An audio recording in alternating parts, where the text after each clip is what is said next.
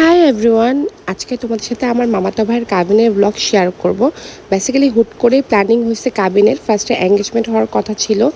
পাপা যেহেতু হজে ছিল তাই ডেটটা ফিক্স করতে একটু লেট হয়ে গেছিল। এর জন্য মামা ভাবছে একবারেই যেহেতু সবার পছন্দ হয়েছে কাবিন করায় ফেলি। অ্যান্ড ভাবতেই ভালো লাগতেছে আমি ননাস হয়ে গেছি। যেহেতু আমার মামাতো ভাই আমার 3 বছরের ছোট, তো ওর বউ এখন আমার ছোট। এতদিন তো আমি সবার ছোট ছিলাম আমার বাবার বাসায়। আস্তে আস্তে আমার পদোন্নতি হচ্ছে, ভাবতেই ভালো লাগতেছে। আমি বেসিক্যালি আমার দাদু বাসায় আর নানু বাসায় দুই সাইডেই বোনেদের মধ্যে সবচেয়ে ছোট। আমার ছোট আর কোনো বোন নাই, তাই এতদিন আমি ছোটই ছিলাম। এখন যেহেতু ছোট ভাইগুলো এক এক করে বিয়ে করবে আর আমার পথটা একটু ভারী হবে।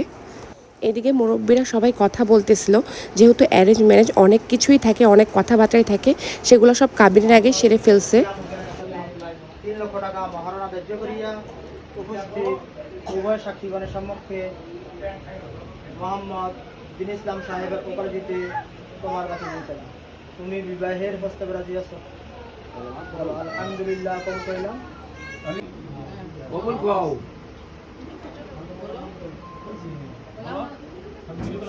এইখানে একটা মজার বিষয় আমার ভাই সৌদি থাকে আর বিয়েটা বেসিক্যালি ফোনে হয়েছে।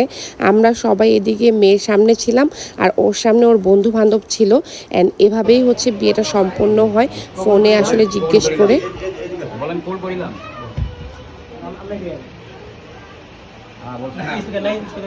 এতটুকু সাউন্ড মামা।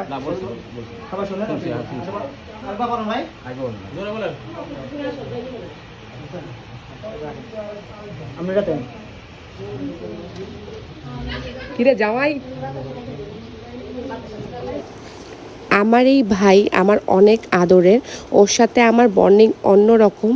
ও আমার বয়সে 4 বছরের ছোট, বাট ছোট হলে কি হবে, ওর সাথে আমার বন্ডিং তোমরা যখন দেখবে, ও বাংলাদেশে আসবে ওর বিয়ের সময়, পুরাই অন্যরকম।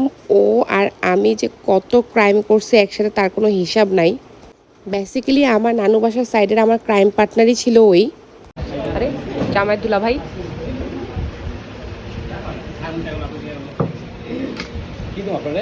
দেন কাবিনের সব কাজ সম্পন্ন করে আমরা খাওয়া দাওয়া করতে বসছি। এই যে আমি বউকে খাওয়াই দিচ্ছিলাম, বউ যদিও খেতে চাচ্ছিল না। এরপরে বউকে নিয়ে নিচে গেছি। সবাই বউকে মুখ দেখায় সালামি দিচ্ছিল।